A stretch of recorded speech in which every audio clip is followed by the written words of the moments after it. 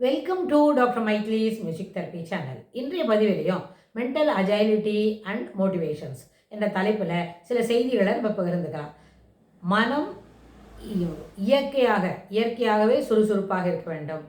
மூளையில் பதித்து கொள்ளக்கூடிய செய்திகளை விருப்பத்தோடும் ஒரு முயற்சியோடும் பதிவு செய்து கொள்ள வேண்டும். இதற்கேற்ப இது இது இது எப்படி நடக்கும், இது எதற்கேற்பாக நடக்கும் அப்படின்னு கேட்டால், நம்ம அடிப்படையில் ஒரு தனி மனிதனோட ஊக்கத்தின் அடிப்படையில் இவை அனைத்தும் நிகழும். ஊக்கம் என்பது என்ன? ஒரு நாளும் தளர்வறியாத மனம். அதாவது ஒரே போல வேலைகளை செய்துகிட்டே இருக்கிறோம். அதில் நம்மளுக்கு என்ன வருது? ஒரு லெத்தார்ஜிக் மைண்ட் செட், ஒரு லேசினஸ், ஒரு மொனாட்டனஸ் ஆஃப் ஒர்க் வந்த உடனே அதில் இருக்கிற இன்வால்மெண்ட்டு கணிசமாக குறைஞ்சி விடுது. அப்போ அந்த இன்வால்மெண்ட்டு குறைஞ்சிது அப்படின்னு சொன்னால் நம்மளுக்கு அதில் இருக்கிற ஈடுபாடு போயிடும். நல்லபடியாக படிக்கிறது இல்லை, நல்லபடியாக அந்த வேலைகளை செய்து முடிக்கிறது இல்லை, இல்லை அதுக்கு ரிலேட்டடாக இருக்கிற ஸ்கில்ஸை நம்ம வளர்த்துக்காமல் இருக்கோம். ஆனால் இது எல்லாமே எதனுடைய அடிப்படையில் இருக்குது? நம்மளுடைய ஊக்கம். அதாவது ஒரு சுறுசுறுப்பாக இயல்பான ஒரு புத்துணர்ச்சியோட, இயல்பான ஒரு ஊக்கத்தோடு ஒரு வேலை செய்கிறோமே, அதில் குறைபாடு ஏற்பட்டால் இவை அனைத்தும் நிகழும். சரி, ஆனால் இதுலேருந்து how to come out of it அப்படின்னு கேட்குறோம்னு சொன்னால், அந்த புத்துணர்ச்சியை தொய்வடையாமல் வைத்து கொள்ள வேண்டும். அப்படின்னா என்ன செய்யணும்? தளர்வறியாத மனம் வேண்டும்.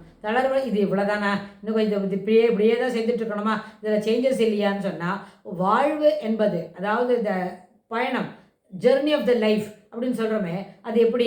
ஜெர்னி ஆஃப் த லைஃப் ஒரு பள்ளிக்கூடம் படிக்கிற பசங்களுக்கு அவங்க 3ஆம் வகுப்புலேருந்து 13ஆம் வகுப்பு வரைக்கும், 12ஆம் வகுப்பு படிக்கிற வரைக்கும் அந்த ஜெர்னி ஆஃப் லைஃப் எப்படி இருக்கும்? டுவர்ட்ஸ் ஸ்டடீஸ் மட்டும்தான் இருக்கும்.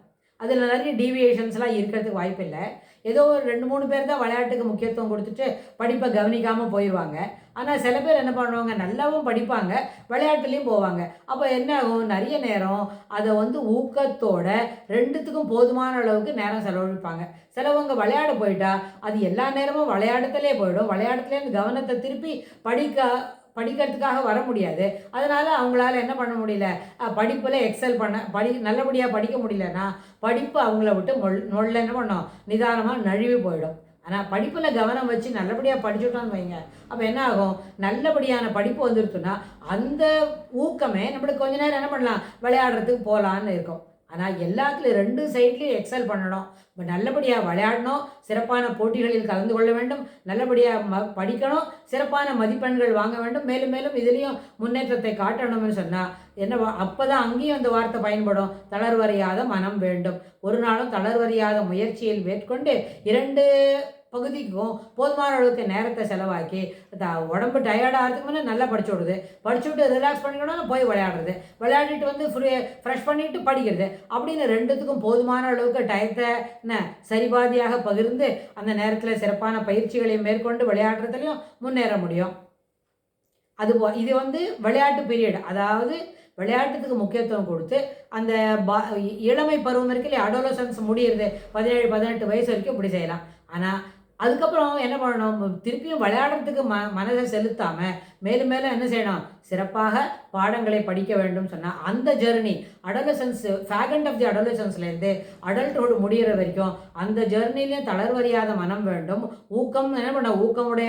ஊக்கமுடைமை எல்லாம் கிடைக்கும், ஊக்கமுடையார் எல்லாம் உடையார் அப்படின்னா அந்த வேலைகளை தொடர்ந்து நம்ம படிக்கிறதுக்கு எர்லி அடல்ட்ஹுட்டில் எப்படி இருக்கணும், மிடில் அடல்ட்ஹுட்டில் எப்படி இருக்கணும், அடல்ட்ஹுட் வந்த உடனேவே நம்மளோட பிஹேவியரில் என்னெல்லாம் மாறுதலை காட்டணும் அப்படின்னு சொன்னால் இவை அனைத்தையும் நம்ம ஒரு உணர்ந்து கொண்டு செய்யப்படும் பொழுது அதற்கேற்ப நம்ம மூளை என்ன பண்ணோம்? நம்ம வளர்ந்துட்டோம், சிறு குழந்தையாட்டம் இப்படி என்ன பண்ணக்கூடாது? விளையாடக்கூடாது, பொழுதை என்ன பயனில்லாமல் கழிக்கக்கூடாது, பயனில்லாமல் செலவு அழிக்கிறத நிறுத்திட்டு பயனுடைய வேலைகளை செய்து மேலுக்கு இருக்கணும் அப்படின்னு சொல்லி புரிஞ்சுக்கிறதுக்கு முடியும். அதனால் நம்மளோட ஊக்கம் இருக்கே, எந்தெந்த வேலைகளை எப்படி செய்யணுமோ அதில் குறைபாடு இல்லாமல் செய்ய பழகிக்கொள்வது அடிப்படையில் தேவை. அந்த ஊக்கத்தின் அடிப்படையில் தான் மேலே மேலே இருக்கணும். ஆனால் இன்னைக்கு செய்யணுமா, இதை வந்துட்டேன். ஏன்னா ஒரு நாளும் புது நாள், ஒரு வேலையும் கற்றுக்கும் போது அது புது வேலை. அப்படி கற்றுக்கிட்டோம், அதில் நல்லபடியாக வந்துருச்சுன்னு சொன்னால் வித் தட் எக்ஸ்பீரியன்ஸ் என்ன பண்ணணும்? தொடர்ந்து அந்த வேலைகளை செய்துக்கிட்டு வரணும். இது என்ன பண்ணோம்? நல்லபடியாக வேலைகளில் நம்மளுக்கு ஒரு சிறப்புத்தன்மை, மேலும் மேலும் சிறப்பாக வேலை செய்வதற்கு நம்மளை இது தயார் பண்ணோம். அப்போ இந்த ஊக்கம் அத்தியாவசியம். ஒரு நாளும் என்ன பண்ணோம், தளர்வறியாத மனம் வேண்டும். என்ன எதுவுமே என்ன பண்ணோம், நித்தம் நடையும் நடை வழக்கம். நல்லபடியாக நடக்கிறதுக்கு பழகிக்கணும். அப்படின்னு என்ன செய்யணும், நல்லது சிறப்பாக நடந்து பழகணும். அதுபோல ஒரு நாளும் தளர்வறியாத மனதை வளர்த்து கொள்ள வேண்டும். எந்த வேலைகளை செய்வதாக இருந்தாலும் அதற்கு பழக்கப்படுத்தி கொள்ள வேண்டும். தொடர்ந்து அது போலவே செய்தாதான் அதில் நம்ம மாஸ்டர் பண்ண முடியும். இல்லாத போனால் என்ன செய்ய முடியாது. மாஸ்டர் ஒரு விஷயத்தில் நம்மளுக்கு அதை தேர்ந்து தேர்ந்து எடுத்துக்கணும். அதை நல்லபடியாக முதுகலை தேர்தல் அப்படி சொல்லமில்ல, முதுகலையான தேர்வு கிடைக்காத வரைக்கும் அந்த விஷயத்தில் நம்மளை என்ன பண்ண முடியாது, அந்த முதுநிலையில் நம்ம மாஸ்டர் பண்ண முடியாதுன்னா, மாஸ்டர் பண்ண முடியலன்னா அதில் வந்து இம்மெச்சூரிட்டி இருக்கும். ஸோ அந்த மெச்சூர்டு மைண்டை வளர்த்துக்கணும். தேர்ந்த மனநிலையை வளர்த்து கொள்ள வேண்டும். இந்த மாதிரி என்ன பணிகளை செய்வதற்கு அப்படின்னு நம்ம புரிஞ்சிக்க முடியும். இது ஆசிரியருக்கும் என்ன ஏற்புடையதாக இருக்கும், மாணவர்களுக்கும் ஏற்புடையதாக இருக்கும். அது எப்படின்னு அடுத்த பதிவில் நம்ம பார்க்கலாம். தேங்க்ஸ் ஃபார் வாட்சிங்.